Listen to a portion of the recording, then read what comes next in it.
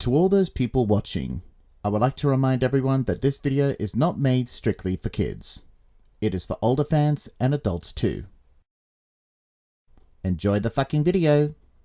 This video is brought to you by my loyal patrons. Register now at any tier to watch new videos 1 month in advance before they're made public. Link is in the description. Douglas was feeling exhausted. He was taking a goods train from the mainland and they were causing him trouble. They were pulling him back or stalling him up the hill.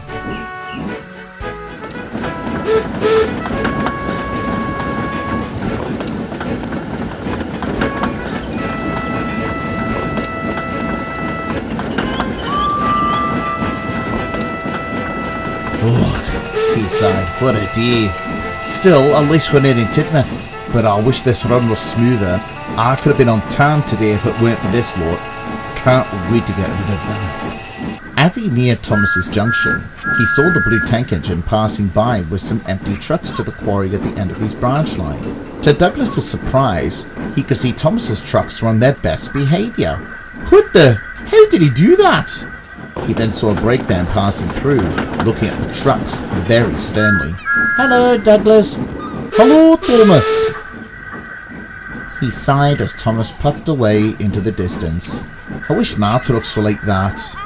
I should have him as my brakeman, then my trains will be on time. If you ever visit the island of Sodor and are interested in the stories from the various railways, then you should visit the Railway Archives. It's a treasure trove of stories over the years with all of the engines across the island of Sodor, big or small. Let's take a look at all the stories that are a blast from the past for the engines of Sodor.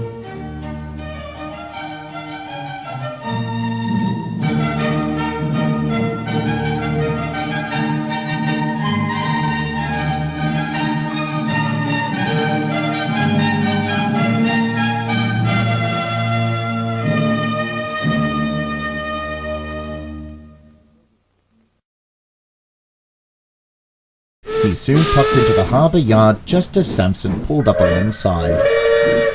Morning, Douglas. Glad to see you've made it, he said. Hey, morning, Samson, greeted Douglas. Samson? Who was that brakeman Thomas was holding earlier? Oh, him? That's Bradford. I brought him over from the mainland earlier when collecting some empty trucks. He is a marvellous brake van and kept those trucks in order, and Thomas's as well. Very exceptional, I say. Kept those trains running to time.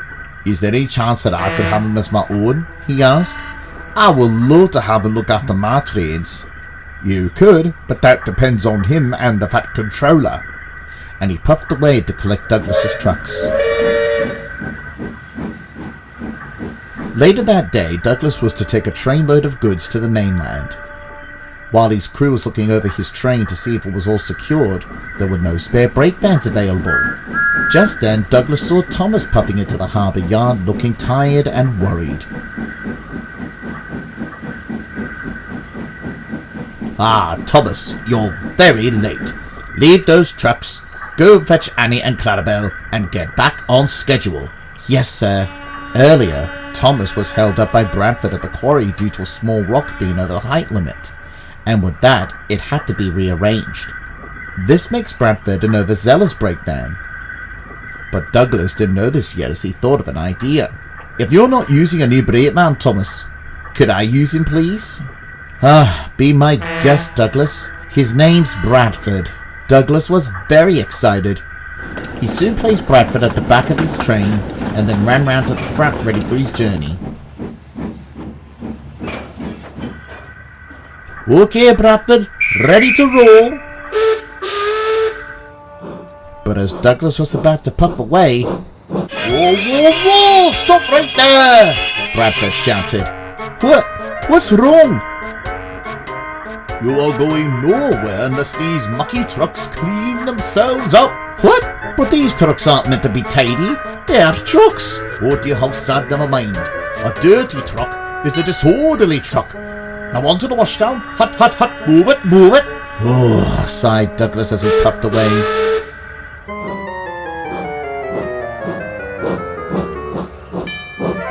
He had a long train, and the cleaning of the trucks was taking a long time. The trucks didn't mind, they loved it. But Douglas was cross since he was now late. When they were clean, he puffed away. But because he was up the washdown, he had missed his path, and had to be squeezed in whenever one was available for him.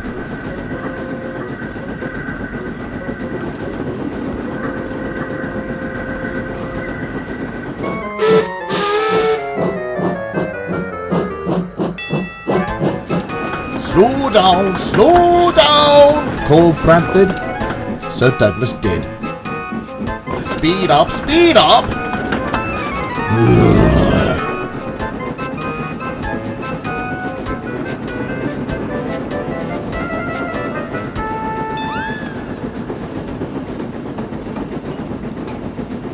But it wasn't just Thomas and Douglas who were delayed by Bradford. Pretty much most of the engines were too, and they were complaining about him.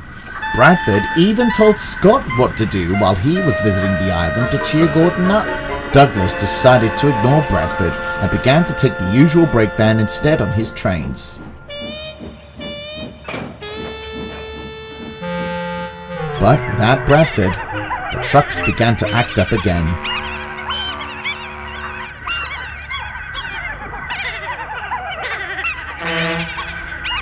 Oh, he sighed. I wish I had a breakdown like Bradford, but without the overzealousness. But where? One night, Douglas took a midnight goods to the other railway. Thankfully, the journey went smoothly as the trucks were asleep. He shunted his train into a siding and was about to collect another load for his return journey when... That sounds like an engine, he said. The hiss came again, almost sounding like someone was in despair. Who's there? He asked, and a whisper came. It was an engine called Oliver, who was escaping to their railway from scrap, but he ran out of coal and therefore would make no steam.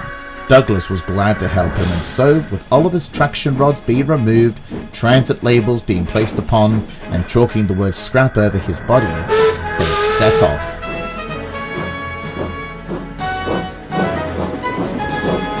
They were stopped by a foreman after a passing diesel called out about his escape, but thankfully they managed to make their way across the bridge and on to Sodor. "We're home!" cried Douglas. "They can't catch you now. Tell Isabel and Toad, please." Douglas called out the news. Toad and Isabel were very delighted.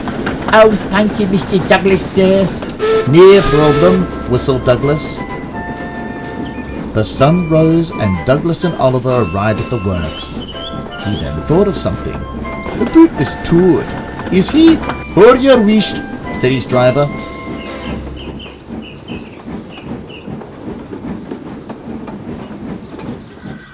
"Yon's the works.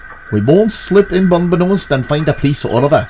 The night foreman who had heard them coming gave them a place for Oliver to stay and hide.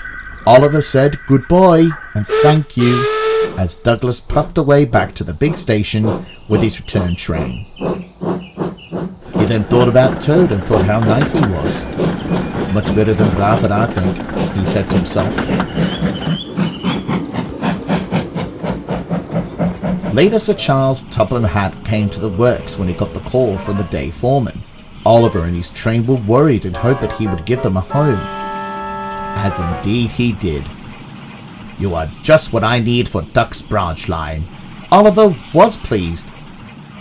"Please, Mr. Topham Hatt, sir," replied Toad. "Could I please be Mr. Douglas's brakeman? It's my way of repaying him for saving us." "Certainly, Toad," agreed Sir Charles. Toad was very happy, and so was Douglas when he was told about it later on in the yards. "Thank you, sir. I hope for that. He and I do brawly together." When Toad was mended, he officially became Douglas's brakeman, and thanks to him his trains ran smoothly. And although he was stern with the trucks, Toad at least wasn't as overzealous about the rules as Bradford was. He was exactly what Douglas needed. Speaking of Bradford, he was still being such a nuisance that when he was the only brakeman available, Thomas snuck away with his empty trucks to avoid pulling him. but Bradford knew.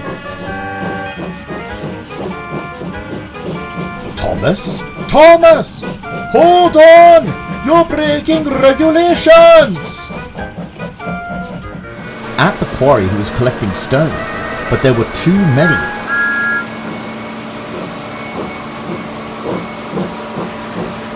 And when he came down the hill, the weight of the train made him go too fast. Stop! Stop! He called, but he came to a sharp curve.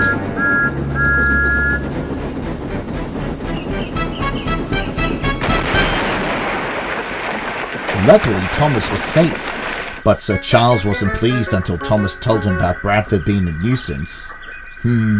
I will speak to him about this, he said, but you, Thomas, should go and fetch a crane to clean your mess up.